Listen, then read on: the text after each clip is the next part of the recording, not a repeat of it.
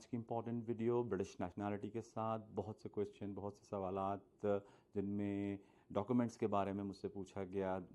गया कि अगर हम आईएलआर स्टेटस पे रहें तो क्या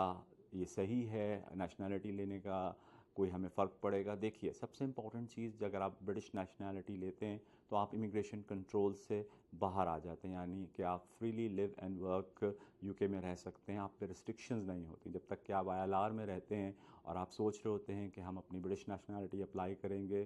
तो उसमें आपको दिनों की एब्सेंस जो होती है, यूके से आउट होने की रिस्ट्रिक्शंस हैं जो कि 450 दिन हैं 5 साल के अंदर, और जो लास्ट ईयर है उसमें नॉट मोर देन 90 डेज़। तो ये एक बहुत इंपॉर्टेंट चीज़ होती है।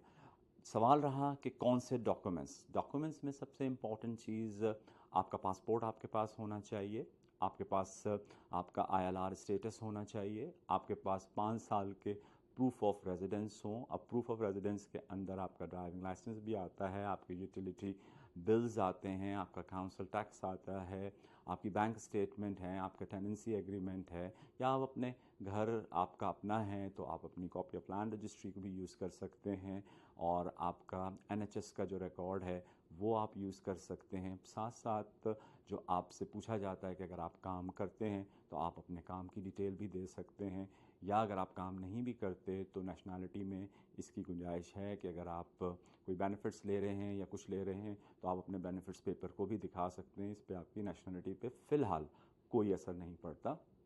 साथ साथ सबसे इम्पॉर्टेंट चीज़ जो डॉक्यूमेंट्स में आपने देखनी है, अपने क्रिमिनल कन्विक्शन, क्योंकि वो आपका गुड करैक्टर जो है वो बहुत अहम है, और गुड करैक्टर के अंदर आपकी क्रिमिनल कन्विक्शंस अगर कोई हैं तो प्लीज़ उनको हाइड ना कीजिए, उनको डिस्क्लोज़ कीजिए। आपके ऊपर कोई ट्रैफिक ऑफेंस है और उसमें वो चीज़ें जो कि आपसे कोर्ट में आप उसमें गए हैं तो वो भी आपको डिस्क्लोज़ करना पड़ता है, क्योंकि अगर आप डिस्क्लोज़ नहीं करेंगे आपकी एप्लीकेशन रिफ्यूज़ हो जाएगी। तो उसमें ये बहुत इंपॉर्टेंट चीज़ें हैं कि अपनी कोई भी आपकी कन्विक्शन है उसको अच्छी तरीके से चेक कर लीजिए। लास्ट 5 सालों में, 6 सालों में या उससे पहले अगर है और वो अब तक स्पेंड नहीं हुई है तो उसको आपने डिस्क्लोज़ करना है। तो और साथ साथ आपको जो इम्पोर्टेंट है कि 2 रेफरीज इसमें चाहिए होते हैं, जो एक कोई भी प्रोफेशनल और कोई एक ब्रिटिश सिटीज़न जो आपको जानता हो, और वो आपको रेफरी सिग्नेचर करके दे अपनी डिटेल के साथ, और आप अपनी एप्लीकेशन को होम ऑफिस के अंदर सबमिट कर सकें। मज़ीद मालूमात अगर आप इसमें चाहते हैं तो मुझसे रब्ता कीजिए, और या मेरी टीम से रब्ता कीजिए, और अपनी नेशनैलिटी एप्लीकेशन को बहुत गौर से कीजिए, क्योंकि ये एप्लीकेशन होम ऑफिस अब बहुत डिफरेंट अंदाज से देखती है। Thank you.